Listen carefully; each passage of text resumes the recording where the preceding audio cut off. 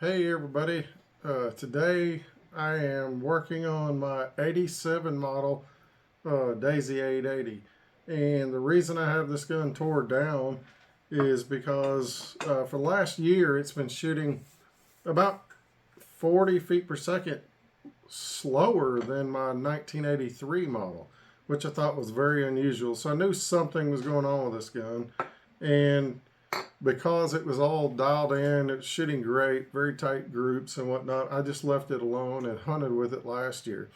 But this year, uh, it started to bother me, and I thought, well, I dialed in my 83 and had it ready to hunt, so that meant I could take my 87 offline and dive into it.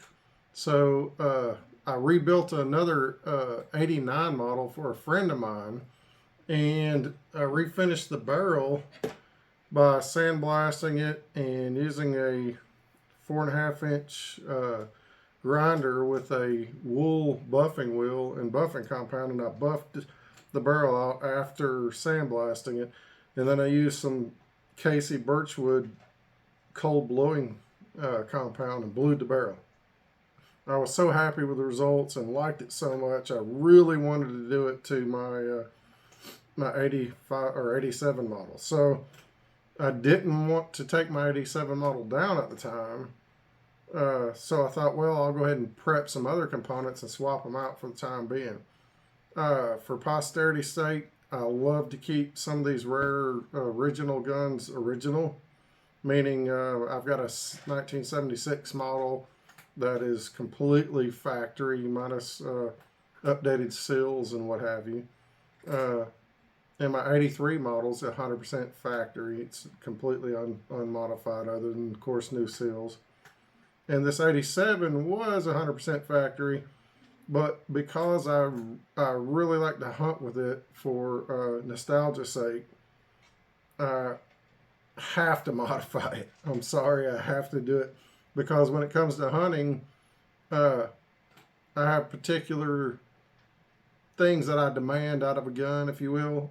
And the Daisy 880, while it's great, it's killed probably hundreds of thousands of squirrels and so forth in factory trim.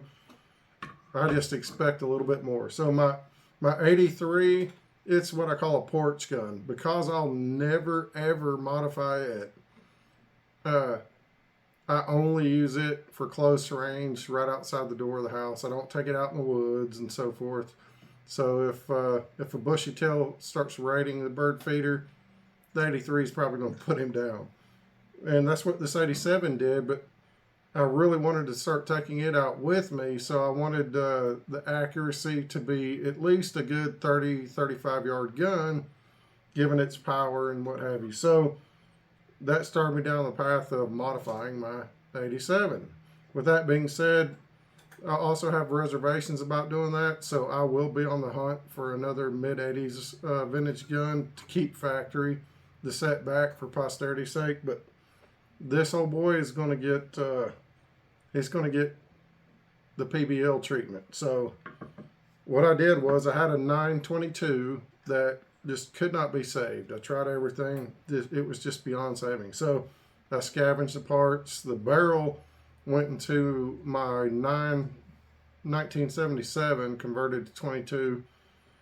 So I made it a 1922, and I nicknamed it Hammer because it hit so hard. It produces 25 FPE and can be pumped 20 times reliably, and it's a hunting monster. So I use it. I also built a 822 that I was lucky enough to pick up that had been a little bit neglected, but it was in great shape. It was filthy, had sand and whatever all in it, but the finish was still good and what have you. And I covered it in a topic with my 822 project gun, and now it's a 18 FPE gun with the PBL power mod, refinished wood, and it's a fantastic gun. Love to hunt with it. It's great. But occasionally, if I want to go 177 caliber, my go-to gun was either this gun, which I'm going to cover here in another video very soon, where we're going to use the wood mounting stock for a buffer tube attachment. And this particular gun, I did an AR style handguard mod to it, and the steel bolt handle and aluminum aluminum bolt with steel bolt handle, and one of Ron's brass probes. So this will be an all metal gun aside from the 3D printed components. Also, you did a carbon fiber barrel mod on this one, and it uses a Donnie FL Sumo moderator. It's super quiet. This gun produces close to 18 FPE as a 177. It's a beast. It's so flat shooting, I kind of nicknamed it the laser. So I got the laser, the hammer, the blue. The blue is my 822 because I dyed the wood blue on it and turned out pretty nice. But in any case, getting back to our 87 model, I mod my hunting guns. I also keep my vintage rare daisies for posterity's sake. So this 880 came out of the posterity ranks into the hunting ranks. So we're going to have to find another, like I say, mid 80s vintage gun to put back for posterity's sake. But the thing about modding this mid 80s gun is, for any of you other guys out there, gals out there that want to do this, we're going to cover a few modifications that you can do to make these guns super accurate and reliable for hunting. And some of these mods may even be applicable, if you will, to guns that you want to set back and keep.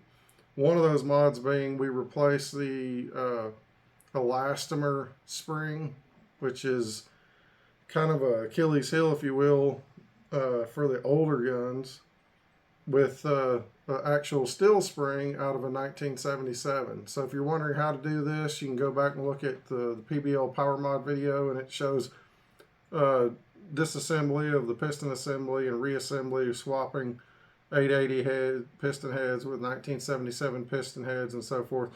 The procedure is exactly the same to put a 1977 spring into an 880. The only difference is we keep the piston head. The only thing we replace is the spring. So I've done that with this gun. I expect that's going to be a slight performance increase because there's less, less movement or less compression available using the 1977 spring versus the elastomer spring. When I say less compression, I don't mean less air compression. I mean less compression of the spring itself. So it should increase the air compression. With that being said, even if it doesn't build any more power, to me, it's a worthwhile replacement, at least on this gun, because I don't have to worry about leaving the pump handle closed when I store the gun. I don't have to worry about the elastomer spring melting or getting brittle or deteriorating over time. If you've ever tore apart an old 880 that had the elastomer spring and had these things basically dry rot or mush or melt in the gun, it's a complete mess and a pain to deal with. That'll never be the problem using this 1977 spring, so that's a plus. The reason I think it will be a performance gain is I've run across and replaced a lot of elastomer springs, and one thing that I've encountered time after time is some of the elastomer springs assemble directly on these pistons, no problem. Everything goes back together just like it should. I've run into some cases where the elastomer spring, I'm assuming, was just a little too long, and then when you assemble the piston assembly, because it compressed so much, it was too long, the elastomer spring bulged to a diameter that was actually larger than the piston, and the piston assembly would not fit back into the tube. That's the wrong vintage, but it wouldn't fit back in the tube.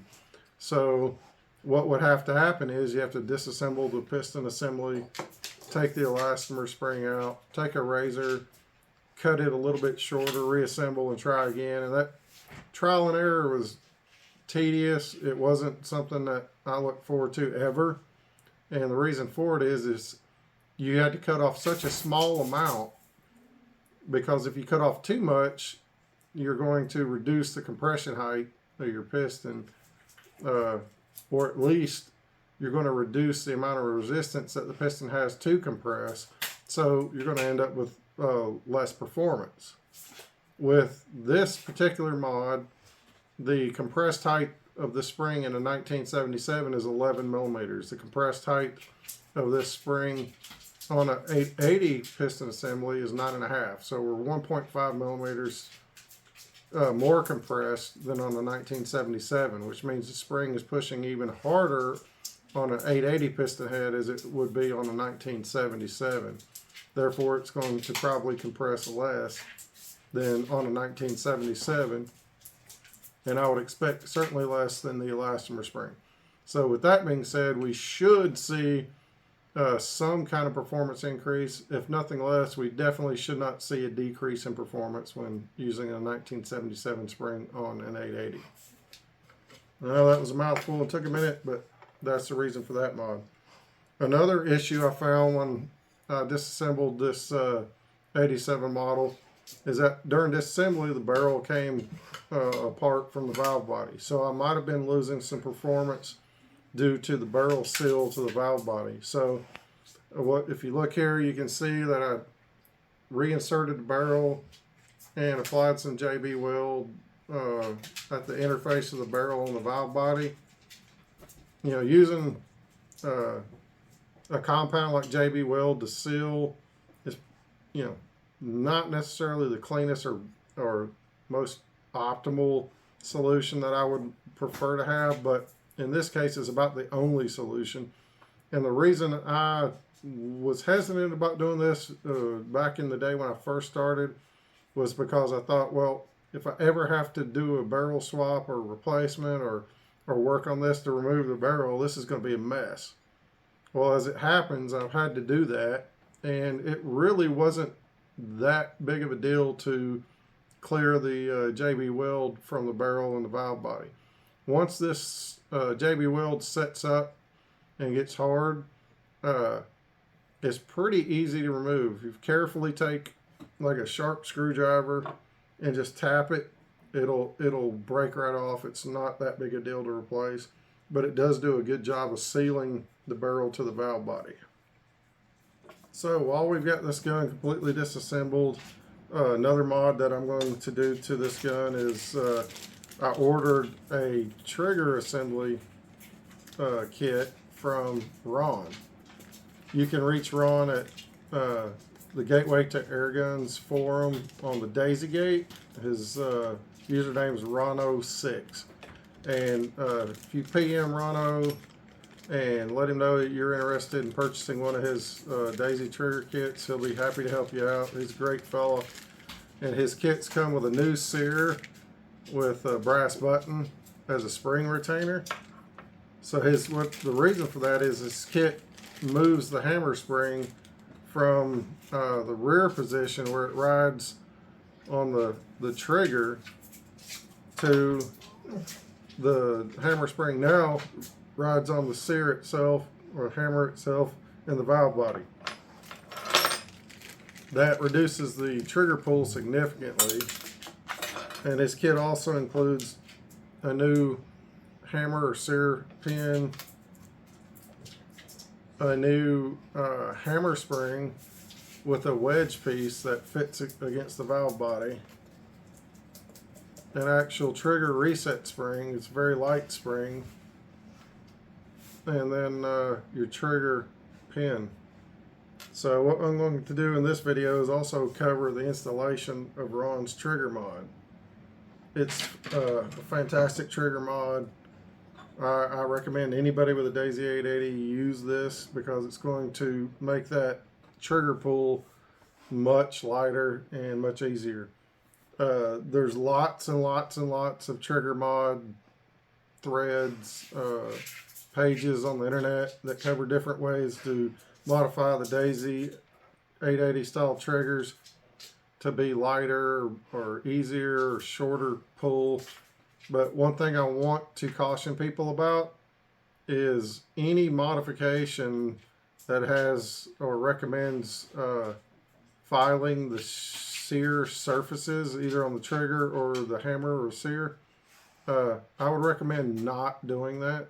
And the reason for it is because of the engagement between the trigger safety lever, which is this part that protrudes out from the front of the trigger and the actual safety button, there's a significant amount of travel before the trigger actually engages the safety button. So by filing either the hammer or trigger sear or the hammer / sear, you shorten the length of pull. While we all appreciate a shorter length of pull, the problem with that is the sear can disengage before the safety arm engages the safety button, in which case that renders your safety useless. So any filing of the sear or your trigger sear arm will more than likely render your safety useless. And that, of course, can be an issue or a safety issue. So I have done that in the past, and that's how I know that filing those surfaces will render your safety useless. And I do not recommend it. So while we can reduce the amount of the pounds of pressure required to set the trigger off, there's not a lot we can do to affect the trigger pull. And I mean, that's kind of a necessary evil. And the reason I say that is neither of these two components, the trigger or the hammer, are hardened steel. You know, they're some form of pot metal, whether it be aluminum or cast something. I'm not sure what they are, but they're not steel, they're not magnetic, they're not ferrous based. They're certainly nothing that you want to file. And the reason I say that is because they're not hardened over time, those surfaces will wear in. So if you were to file these sear surfaces, then over time, your trigger pull is going to go to virtually nothing. So I on guns that I have done that before and filed that sear to try to get a better trigger pull, over time, the particular gun I did it to was this 1977 with the AR stock, and the trigger pull got so light it got to less than a pound, and the gun would actually go off while you were pumping it. So that could be extremely dangerous. So we don't want to do that. So a safe, good trigger mod gets back to Ron's trigger mod. The length of pull doesn't change, but the amount of pressure required to set the gun off does go down significantly. Makes for a much better trigger pull. So now that I've said all that, we're going to install that mod. So tools required, you're going to need a hammer and a punch to punch the pins in, meaning you won't need it for the hammer pin, but you will need it for the trigger pin, because the trigger pin does have a interference tab on the end of the pin to help hold it in place that you're going to need to tap in. So the first part of assembling Ron's trigger mod is we'll take our spring with the valve body wedge, and we'll flip the valve body over, and we're going to insert that such that the wedge has the spring angling basically parallel to this angled surface on the valve body. If you flip it around the wrong way, let me see if I can demonstrate that.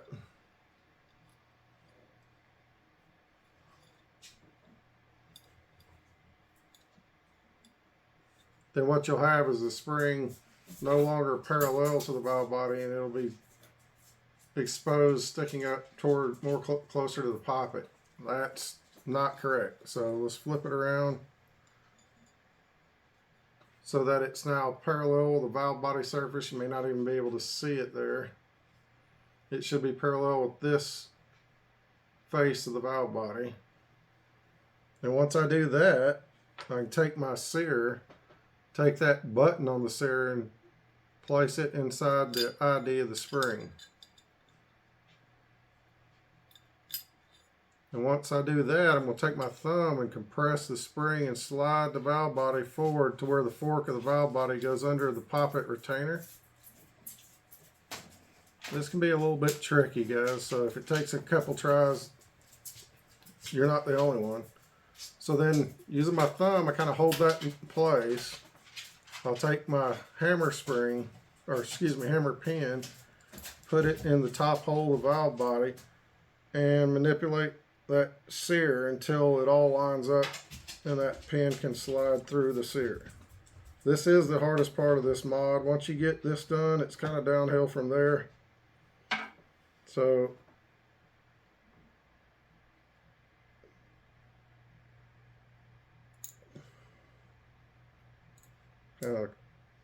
just got to look at it and fight it until it works. And you may have to push down on the hammer fork there at the valve body while pushing down on the back of it. But there we go. Now we've got our hammer in. You can see me working the hammer fin, the cocking fin, and it's in.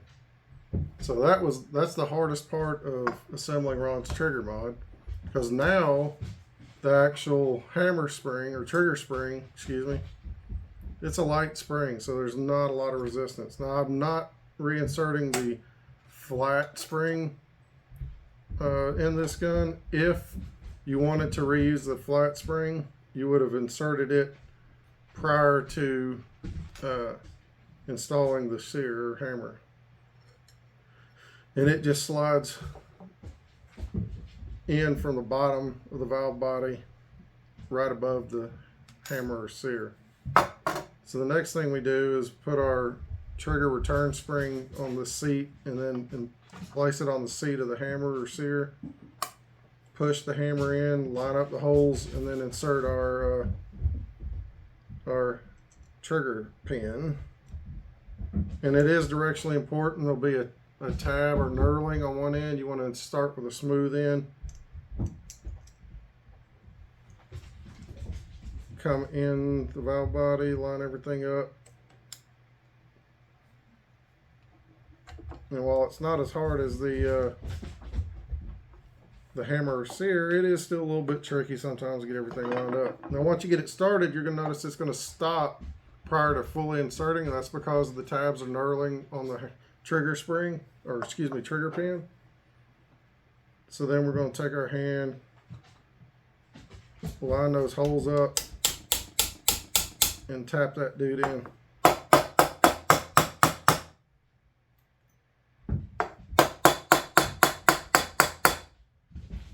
Sometimes it can, sometimes you may have to flip it back and forth, make sure you're holding that pin in alignment. But now we've got the entire trigger set up back in the gun with Ron's mod. I pushed down the cocking fin and it cocked and it worked. So push that down, reset. Awesome. So now we've got Ron's trigger mod in this 87 model. We're ready to start reassembling. So now that we're ready to start reassembling, another modification I'm going to do to this 887 is these are the factory receiver halves. Being an 87 model, it does have the warning billboard on the left side receiver, and it has the wide loading port. This is a receiver set that I showed in the receiver bridging mod for metal receivers. There's a video I did for this bridging mod. I'm going to install this set of receivers on this 87 model since we're modding it to be more consistent, more accurate over time. This locks the two receiver halves together. The point of interest though is this left-hand receiver is clean. It doesn't have the warning billboard, but it still has the wide loading breech. So the loading port is the same width as the factory set of receiver halves. Now the reason I bring this up is there's only a short window of manufacturing dates where Daisy had the clean or no warning billboard on the left-hand receiver, but still had the wide loading port. I've started a thread where I'm trying to provide date codes and modifications that Daisy has made over time, such that somebody could take a lock or register number from the barrel of the Daisy and determine what all configuration that Daisy has, whether it's clean billboards, narrow, wide loading port, because this particular receiver setup is the one you want, especially if you're retrofitting a newer gun, getting rid of the plastic receivers, going to metal. This is the set you want. It's got the clean, no billboard left-hand receiver and the wide loading port. These were made again in just a few years. I know, say for instance, an 83 model will have the clean left-hand receiver, but it's got a narrow loading port. And when I say narrow, it is narrow. So, for instance, even a H&M Barracuda 10 grain 177 caliber pellet will not roll straight into the loading port because it's so narrow. You have to angle it in, which can make loading even more tedious for these 880s. Trying to shoot a 177 JSB Beast in the narrow loading port is a real trick to get that pellet in. You're really going to have to angle it in and feed it into the breech as it's going in. It will not come anywhere close to just rolling into the loading port. So these are the receivers we want to find, and I'm going to investigate and find out what years did have the clean billboards with the wide loading port. And when I do that, I'll let you guys know. But in any case, I looked up, and this one has it. I think I have one or two more of these that will end up on probably 1977 22 and 25 caliber mods. But this one's going on our 887. Okay, so we're going to take our receiver halves for the time being and set them aside. We're going to take our compression tube and then get our abutment, which you'll notice this is different than the newer models. It's got a base washer, a spring goes on top of that, and then the abutment washer with seal. Now this is also a replacement part that Ron makes. So these older Daisy 880s had a solid seal that went over your abutment washer. Ron has created this kit which allows the use of the newer seals, so you don't have to try to find those old seals. Those old seals nowadays are going for ridiculous money. It's actually by far cheaper to go with Ron's kit, which replaces the factory seal with the new style seal and the new washers. It's a fantastic upgrade. Still, I wouldn't consider this a violation of a nostalgic gun unless you're a super purist, and then in which case you're going to pay big dollars to get that old style seal. But being this gun is being modified, I've got no problem using this mod. It's by far superior in my opinion. So again, we take our three pieces of our abutment seal, put them together, and then we can slide them into the compression tube ringside in. Goes in just like that, and that mates up with our valve body like so. You'll notice there's a slot in the compression tube that's made to mate against the valve body. From there, we're going to take our frame and barrel shroud and slide that valve body, barrel, and compression tube assembly in.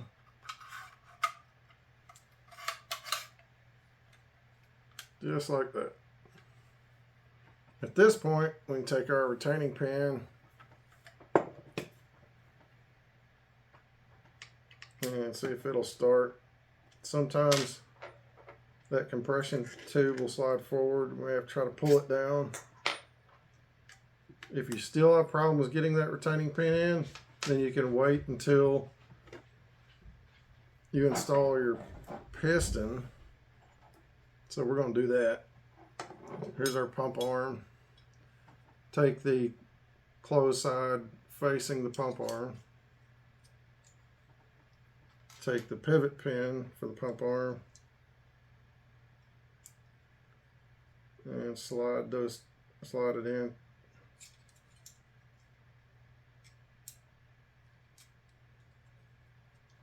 Then we'll take our pump arm guides, put them on either side of the pivot pin.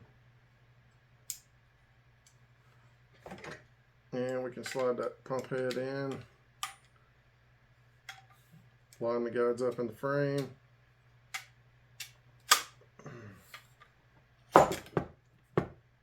And carefully start your piston into the cylinder, being careful not to have it misalign where you might cut your O-ring.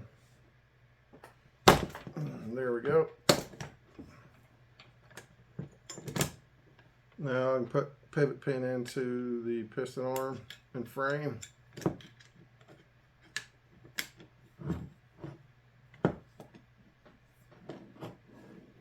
And pull the piston or the pump arm up and then push it down to help push that compression cylinder down to where I can slide the retaining pin into the valve body and compression tube, hold that whole assembly together.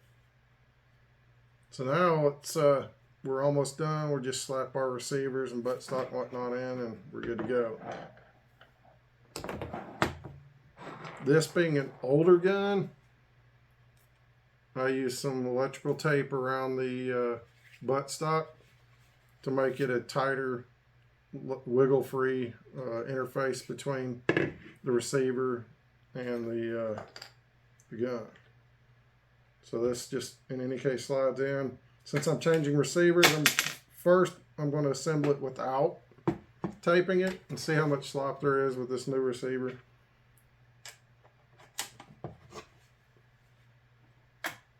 So now we got our buttstock in there. We'll take our receiver halves. Go ahead and set this down.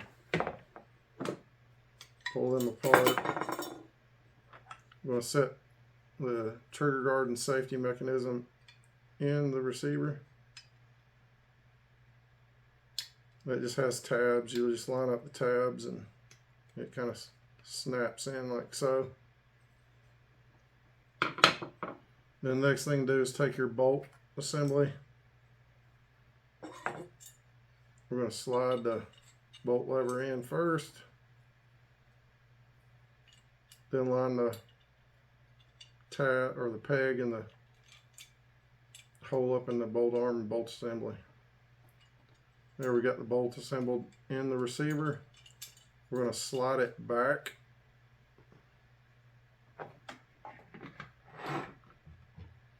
Alright.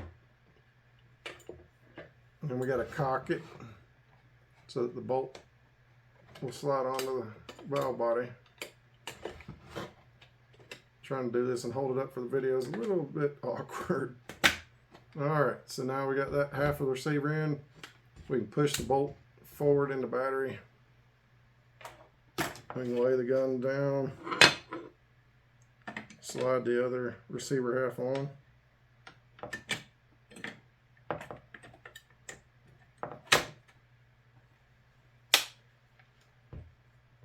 And start to reassemble all the receiver screws. I like to flip it over, make sure your trigger guard sets in place on both receiver halves. So this gun with the bridged receiver, I'm going to start these bridge screws first. And the reason I'm going to do that first is to go ahead and pull these receiver halves together tight so there's no gap.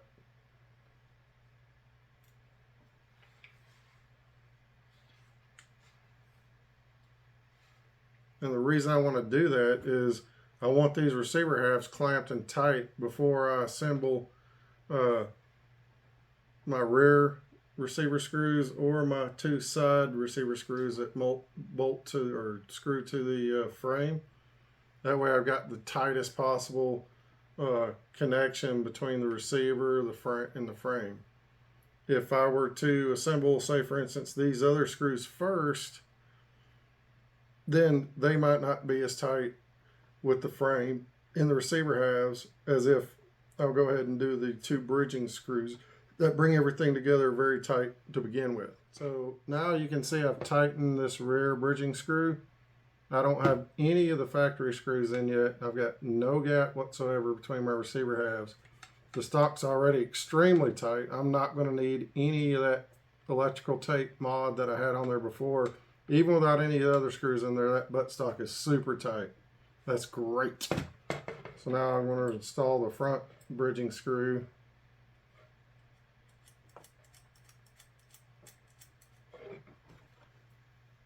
Now this, man, I know a lot of people may be hesitant about doing this bridging mod, but let me tell you, it's fantastic. It makes such, I mean, I'm putting the arm on it and that thing is just, ooh, it's locked down, and I don't have any of the factory screws in yet. That makes, I mean, just for a super tight 880. And what that's also going to mean is when I get my scope set up on here and dial that 0 in, it's going to hold true for a long time. It's going to do great. I mean, everything works, and I haven't even got the first factory set of screws in. So next screw I'm going to put in is the rear receiver half screws. Let's get our tools.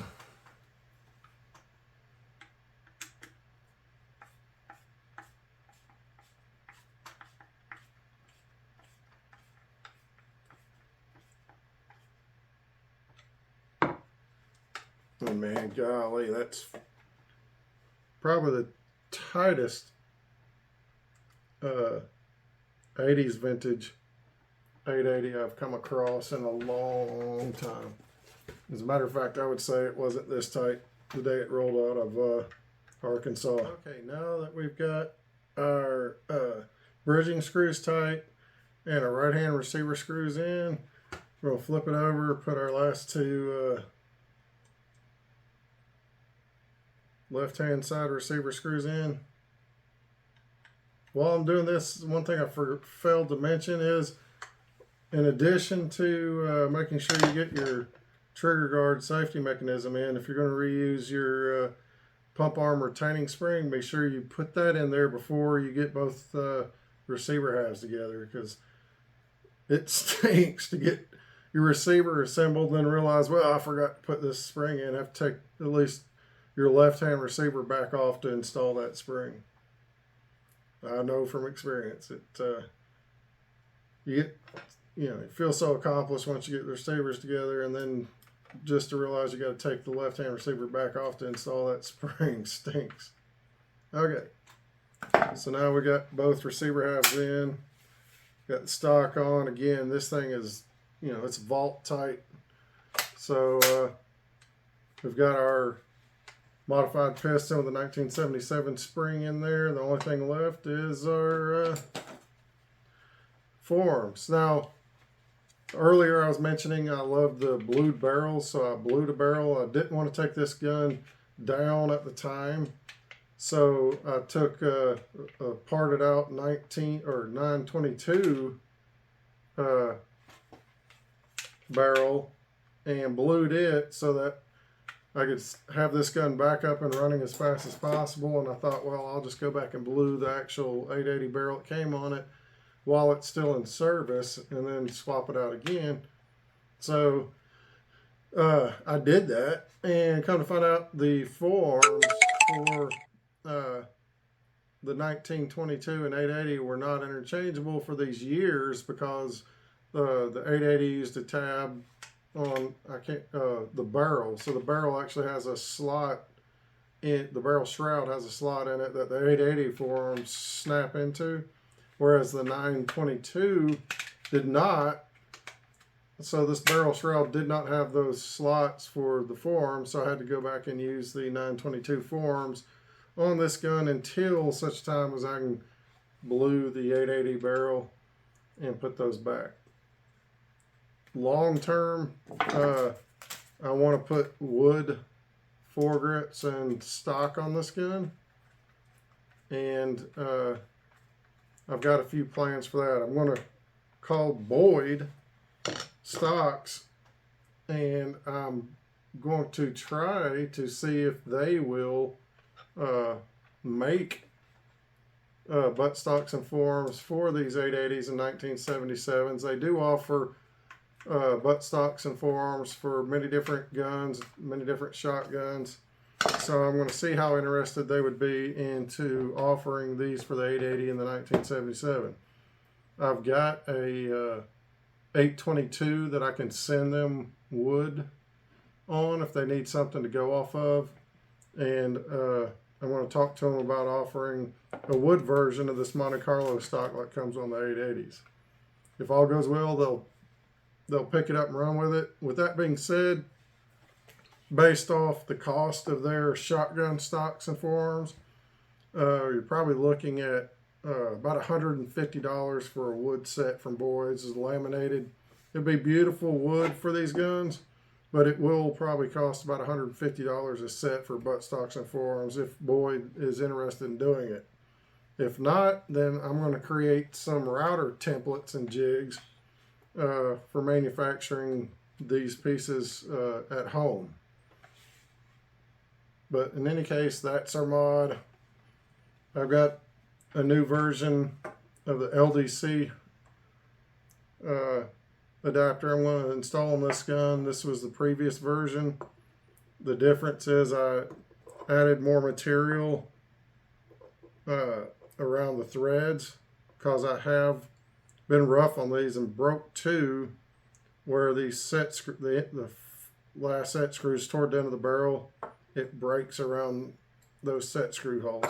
So this version 2 is beefed up to give it even more strength, and we'll be installing that. I also have a baffle redesign coming out for those LDCs to try to make them even quieter. So this is it. We're going to go install the LDC mod or adapter, and then I'll run it through the chrono, and we'll see if sealing the barrel and that 1977 spring make any difference.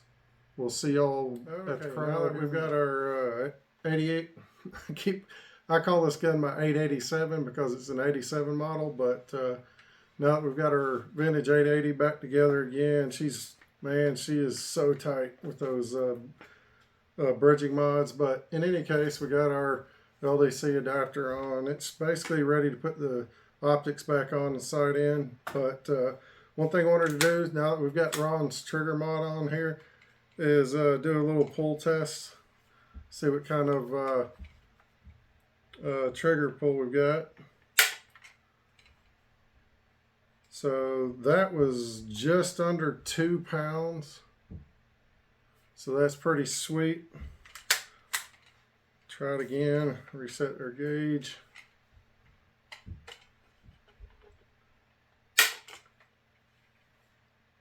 And again, very repeatable, under 2 pounds. About,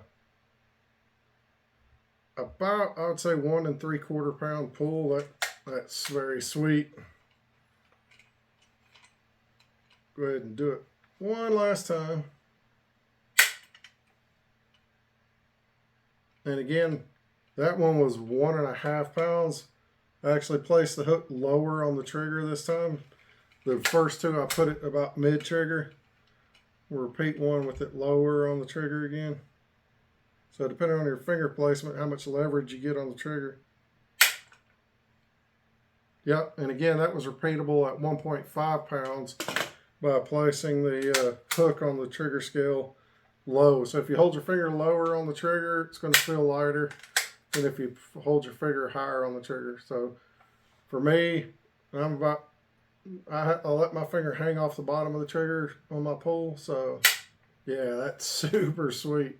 That's really nice. So great job, Ron. We really love your trigger mods, and this 880 is that much better for it. So back to the crony. We'll see you guys.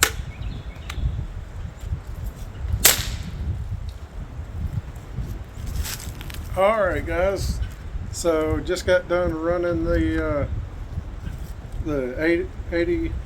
87 model through the chronograph after doing the 1997 spring mod and sealing the barrel, and she's averaging 362 feet per second with H&N Barracuda 10.65 grain pellets, which we were shooting the same pellets before doing those mods, and she was getting 601 feet per second. So we're looking at about a 31 FPS increase. So some of that was probably due to sealing the barrel, and some of it is probably also related to the spring mod. Probably has a little less give than the elastomer spring, so can't say how much one versus the other, but I'm going to assume it's probably about even. If depending on how bad the barrel is leaking, usually barrel leaking can drop you anywhere from 10 to 25, 30 FPS. So it's hard to say which is which, but I'm going to guess you're definitely not losing anything going to the 1977 spring, but I would say you probably pick up anywhere from 10 to 20 feet per second with that, maybe. But I would say probably at least 10. And that's it. Now we got the old 887 ready to go.